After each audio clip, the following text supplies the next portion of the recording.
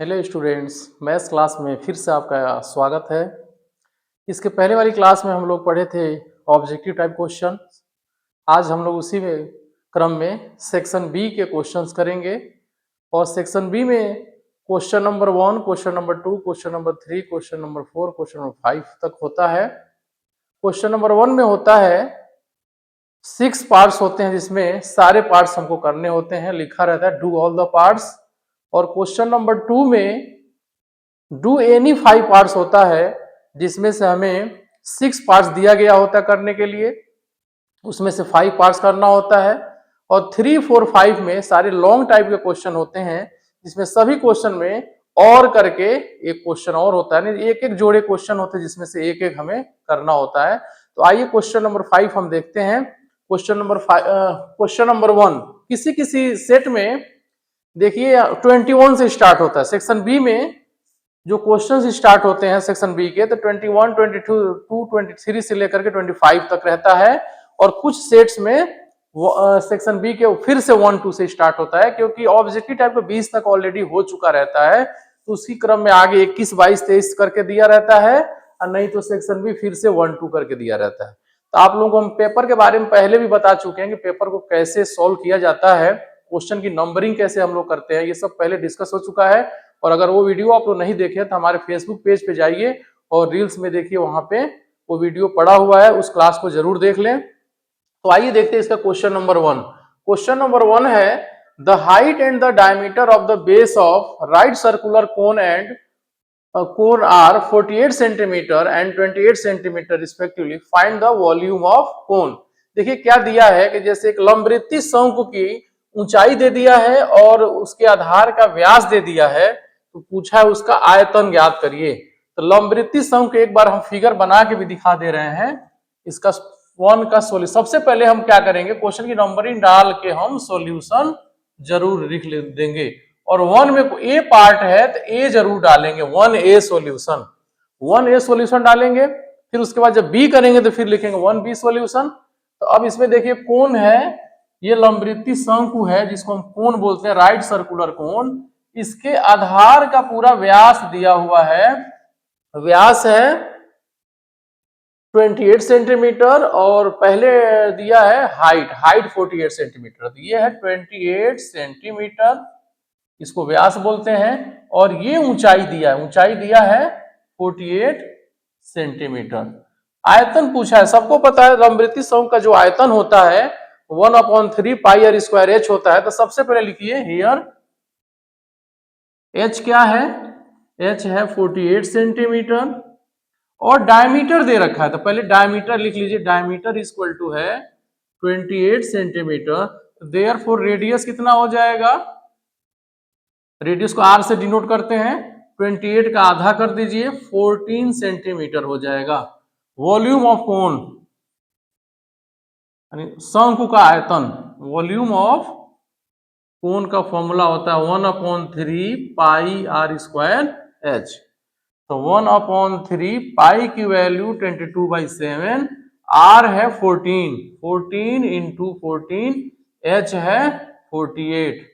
Solve कर लीजिए, 7 1 जा 7, 7 2 जा 14, 3 से डिवाइड हो जाएगा 48, 16 टाइम। अब मल्टीप्लाई करना है, 22 का 2 में कर लें 44 आ जाएगा। अब मल्टीप्लाई 14 का 16 में कर लीजिए, तो 16 4 जा हो जाएगा 64, कैरी 6, 16 1 जा 16 और 6 हो जाएगा 22, 224। अब 44 से बस मल्टीप्लाई कर लेना है, 224 में 44 से मल्टीप्लाई कर लेना, 4 4 जा 16, 4 2 जा 8 और 1 9, 4 2 जा 8, फिर 4 से करना है 6 9 6 15 और 8 9 17 1 18 और ये हो जाएगा 9856, और सेंटीमीटर में है तो वॉल्यूम है तो सेंटीमीटर क्यूब हम लिख देंगे, ये हो जाएगा हमारा आंसर। इसके बाद जब नेक्स्ट क्वेश्चन करेंगे तो अंडरलाइन करके फिर नेक्स्ट क्वेश्चन की नंबरिंग हम लोग करेंगे। नेक्स्ट क्वेश्चन है इसका बी पार्ट है find the HCF of 96 and 404 by prime factorization method. मतलब इसको अभाज्य गुणनखंड के विधि से हमें महत्तम समापवर्तक निकालना है 96 और 404 का। तो इसमें भी सॉल्यूशन में पहले हम पूरा लिखेंगे कंप्लीट 1B सॉल्यूशन। नंबरिंग करना अगर आप लोगों को कोई भी डाउट हो तो उसके लिए हम ऑलरेडी क्लास ले चुके हैं कि क्वेश्चन की नंबरिंग कैसे करना है, क्वेश्चन का स्टार्ट कैसे करना चाहिए, क्वेश्चन को लिखने कहाँ से लिखना चाहिए कि जिससे एग्जामिनर हमारे मार्क्स ना काटे और पूरे पूरे मार्क्स मिले। ये पहले क्लास में हम बता चुके हैं, उस क्लास को जरूर देख लीजिए। अब देखिए बी वाले सॉल्यूशन में एचसीएफ फाइंड करना 96 और 404 का। तो सबसे पहले हम फैक्टर करेंगे। ये रफ वर्क है 96, कहीं रफ वर्क पे आप 96 का फैक्टर कर लीजिए। पूरा मैं करके दिखा रहा हूं। 2 से डिविजिबल है 48 टाइम, फिर 2 से 24 टाइम, फिर 2 से 12 टाइम, फिर 2 से 6 टाइम, फिर 2 से 3 टाइम और 3 से डिवाइड होगा 1 टाइम। 404 का ऐसे कर लीजिए फैक्टर। 404 का 2 से डिवाइड कर दीजिए 202, फिर 2 से डिवाइड 2 1 जा 2 0, 2 1 जा 2 101 और 101 जो होगा 101 से डिवाइड होगा क्योंकि 101 प्राइम नंबर है। तो अब क्या करें, 96 का फैक्टर आया 96 इक्वल टू होता है 2 मल्टीप्लाई 2 मल्टीप्लाई 2 कितने टाइम 1 2 3 4 5 टाइम आया है। तो 2 2 5 टाइम और 1 टाइम 3 है। अब 404 का जो फैक्टर आया है 2 2 2 टाइम आया है और 101 1 टाइम आया। फैक्टर कैसे निकालते हैं, एचसीएफ हाईएस्ट कॉमन फैक्टर, जो फैक्टर दोनों में आ रहा हो उसको हम एचसीएफ में लिखेंगे। देखें लिखेंगे therefore required HCF. Required HCF जो हो जाएगा ये 2 दोनों में है तो इसको 1 टाइम लिखेंगे। आप सर्कलिंग नहीं करेंगे, समझाने के लिए हम सर्कलिंग कर रहे हैं। और फिर ये 2 दोनों में है तो इसको भी 1 टाइम हम लिख लेंगे। तो एचसीएफ रिक्वायर्ड जो एचसीएफ आएगा 4। This is the answer. इसके बाद देखिए फिर इसके बाद इसको अंडरलाइन कर लेंगे और थर्ड को अगर पेज में नीचे कम स्पेस बचा हुआ तो नीचे से स्टार्ट नहीं करेंगे, नए पेज से स्टार्ट करेंगे। अब सी पार्ट देखिए।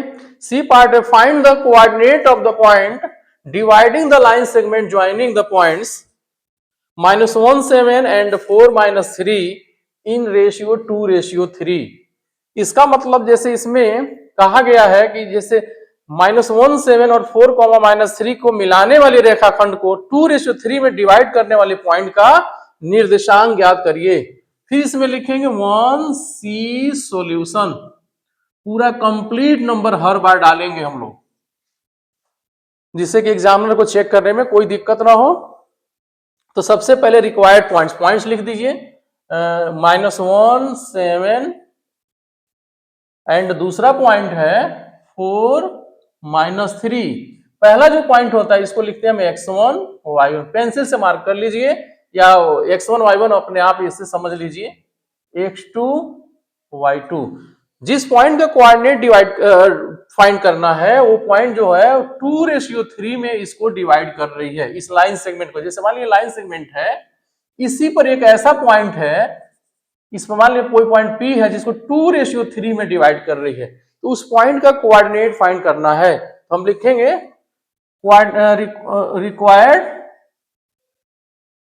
रिक्वायर्ड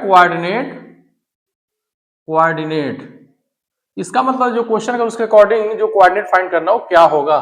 फॉर्मूला होता है m1x2 plus m2x1 upon m1 plus m2, m1y2 plus m2y1 upon m1 plus m2। चाहे तो हम दोनों अलग अलग बारी बारी फाइंड कर सकते हैं कि x की वैल्यू होता है, ये y की वैल्यू होता है, या दोनों एक साथ हम सॉल्व करके निकाल सकते हैं। तो इसमें m1 क्या है, m1 पहला जो रेशियो होता है 2:3, तो ये m1 होता है, ये m2 होता है, ये x1, ये y1, ये x2, ये y2। बस कोऑर्डिनेट ऑफ सही से वैल्यू रख के सॉल्व कर लीजिए।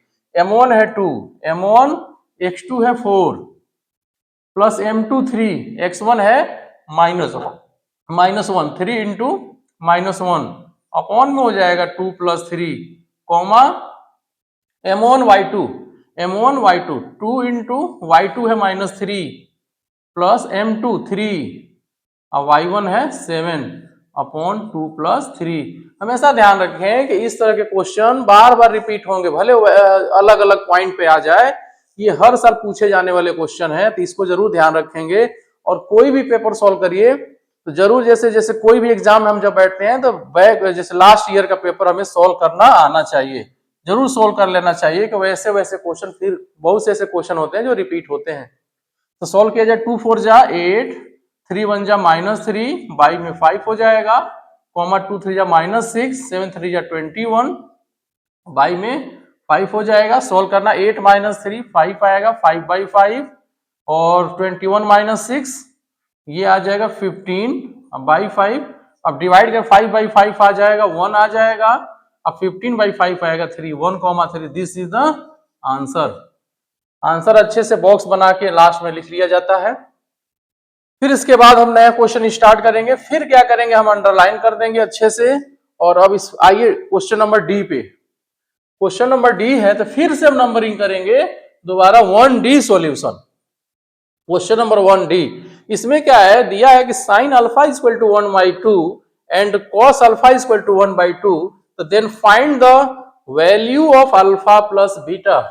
जैसे साइन अल्फा का मान दे दिया 1/2, कॉस अल्फा का मान दे दिया 1/2, तो कह रहे कि अल्फा प्लस बीटा का मान क्या होगा। अल्फा क्या है, इसमें एंगल है, और इसमें बीटा भी एंगल है, तो दोनों एंगल निकाल करके बस हमें दोनों को ऐड कर देना है। फिर लिख लीजिए 1D सॉल्यूशन। तो 1 sine alpha is equal to 1/2, चाहे तो आगे लिख सकते गिवन।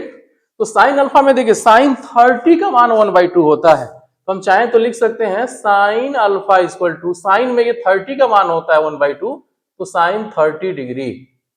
तो यहां से क्या आएगा, अल्फा आ जाएगा 30 डिग्री। इसी तरह से दूसरा क्या दिया है, cos alpha is equal to 1/2, तो cos में ये cos 60 की वैल्यू 1/2 होता है, तो यहां इसको लिख सकते हैं cos alpha is equal to cos 60 degree. तो यहां से क्या आएगा, सॉरी ये cos बीटा है, cos beta is equal to है, तो cos beta is equal to 60 degree. तो यहां से बीटा की वैल्यू आ जाएगा 60 डिग्री। अब तो समझ चुके होंगे, जैसे साइन अल्फा दिया हुआ है 1/2, तो वहां से अल्फा की वैल्यू 30 डिग्री आया, क्योंकि साइन 30 डिग्री की वैल्यू 1/2 होता है, इसका मतलब अल्फा 30 डिग्री होना चाहिए। उसी तरह cos बीटा 1/2 दिया है, तो cos बीटा cos 60 डिग्री की वैल्यू 1/2 होता है, तो यहां से बीटा 60 डिग्री आएगा। वैल्यू किसकी पूछा है, अल्फा प्लस बीटा की, इसका मतलब जब अल्फा प्लस बीटा करेंगे तो अल्फा की वैल्यू 30 डिग्री है और बीटा की वैल्यू 60 डिग्री है, दोनों को ऐड कर देंगे तो आ जाएगा 90 degree. Alpha plus beta equal to आ गया 90 डिग्री, ये हो जाएगा हमारा आंसर। फिर इसके बाद अंडरलाइन कर लेंगे, फिर आगे के क्वेश्चन करेंगे, और अगर आगे नीचे स्पेस बहुत कम है तो फिर नए पेज से स्टार्ट करेंगे। इसके बाद आइए question number E. Question number E है find the distance of the point -6,8 from origin. मतलब मूल बिंदु से एक जो दिया हुआ बिंदु है -6,8 उसकी दूरी ज्ञात करनी है। फिर लिखेंगे 1E सॉल्यूशन। तो 1E में जैसे इसका मीनिंग भी समझ लीजिए, जैसे कोई पॉइंट है, जैसे सबको पता है एक्स एक्सिस होता है, ये वाई एक्सिस होता है, इधर एक्स डैश ये वाई डैश। पॉइंट क्या है -6,8, x -6 y की वैल्यू 8, मान लीजिए यहाँ -6,8 है। इस पॉइंट की ओरिजिन इसको बोलते हैं, यो ओरिजिन का कोऑर्डिनेट 0,0 होता है। ये डिस्टेंस पूछा है, ये डिस्टेंस कितना होगा। तो पहले से हम डिस्टेंस फॉर्मूला जानते हैं, इसमें फिगर बनाना कोई जरूरी नहीं है। तो सबसे पहले हम पॉइंट लिख दें, पॉइंट दिया हुआ है, सीधे लिख दें डिस्टेंस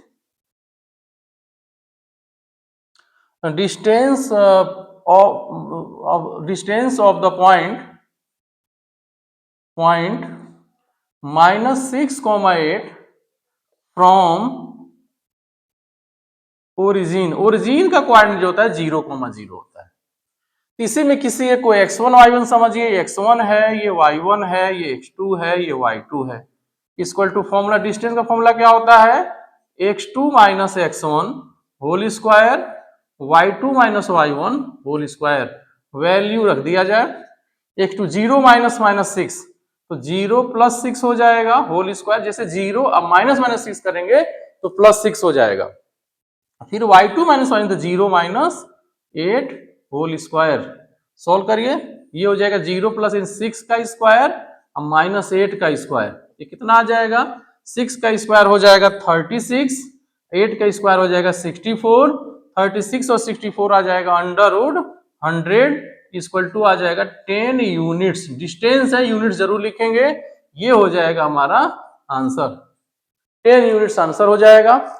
इसके बाद देखिए, ये तो एकदम सिंपल सा क्वेश्चन था, लेकिन ये बहुत इंपॉर्टेंट क्वेश्चन है। ये ऐसे जो क्वेश्चन है कि हर साल रिपीट होने वाले क्वेश्चन है कि डिस्टेंस फॉर्मूला या सेक्शन फॉर्मूले पे क्वेश्चन, जो रेशियो वाला भी हम लोग किए थे, ये जरूर आता है इस तरह का क्वेश्चन एक जरूर। इसके बाद लास्ट इसमें फर्स्ट का लास्ट पार्ट है F. Prove that cot a minus cos a equal to cos a minus 1 upon cos a plus 1। ये ट्रिग्नोमेट्री का क्वेश्चन है, मतलब सिद्ध करिए कि cot a minus cos a upon cot a plus cos a equal to cos a k minus 1। इसमें भी लिखेंगे हम, फिर से लिखेंगे कौन सा सॉल्यूशन है, 1f solution. 1f solution, 1f solution में तो ये प्रूविंग का क्वेश्चन तो पहले लिखेंगे left hand side, LHS equal to क्या है left hand side, cot a minus cos a upon cot a plus cos a। कभी भी क्वेश्चन को पूरा पूरा कंप्लीट लिखेंगे नहीं, क्योंकि वो सब टाइम वेस्ट होता है। तो सीधे हम सॉल्यूशन करेंगे, लेफ्ट हैंड साइड लिख दिया cot a minus cos a upon cot a plus cos a। cot a को लिख सकते हैं हम cos a upon sin a। cot a का सबको पता ही है, sin cos के फॉर्म में cos a upon sin a होता है, माइनस cos a वैसे ही रहेगा। अपॉन में cot a को लिख सकते हैं cos a upon sin a, अब प्लस का cos a वैसे ही रहेगा सेम। क्यों हमने ऐसा किया कि cot, जितने भी हम लोग आइडेंटिटीज पढ़े हैं, cot का कॉम्बिनेशन cos से नहीं होता है, इसलिए cot को हमने क्या किया, cos और sin में रिप्रेजेंट कर दिया। तो cos a upon sin a होगा। दोनों में कॉमन देखिए, ऊपर भी cos कॉमन है, यहां भी cos है, यहां भी cos है, डिनोमिनेटर में भी cos कॉमन है, तो डिनोमिनेटर न्यूमरेटर दोनों से cos a कॉमन ले लीजिए। तो cos a कॉमन लेंगे तो यहां से आएगा 1 अपॉन sin a, यहां से हो जाएगा माइनस 1 हो जाएगा, माइनस 1, और नीचे हो जाएगा cos कॉमन ले लेंगे तो cos a 1 upon sin a plus 1 हो जाएगा। जैसे हमने cos कॉमन ले लिया दोनों जगह से, तो cos कॉमन तो यहां से 1 अपॉन sin a हो जाएगा, cos कॉमन यहाँ पे 1 हो जाएगा। उसी तरह डिनोमिनेटर से cos कॉमन ले तो यहाँ से cos कॉमन हो गया तो 1 अपॉन sin a, यहाँ से cos कॉमन हो गया तो प्लस का 1 हो जाएगा, cos cos हो जाएगा कैंसिल। ऊपर बचा 1 अपॉन sin a, तो इसको लिख सकते हैं cosec a minus 1 upon 1 upon sin a होता है cosec a, तो cosec a प्लस 1। ये कैसे है तो रीजन दे सकते हैं, because 1 upon sin a equal to cosec a, ये रीजन हो जाएगा। और यही हमें प्रूव करना है, तो इक्वल टू हो जाएगा RHS। इस तरह से हमारा पहला क्वेश्चन कंप्लीट हो गया। अब दूसरे क्वेश्चन में, अगला जो हमारी क्लास होगी दूसरे क्वेश्चन के लिए, उसमें भी 6 पार्ट्स हैं, जिसमें से हमें 5 पार्ट्स करना होगा, और बाकी जैसे लॉन्ग का पर एक अलग क्लास हो जाएगी। तो आज तक इतना ही, थैंक यू।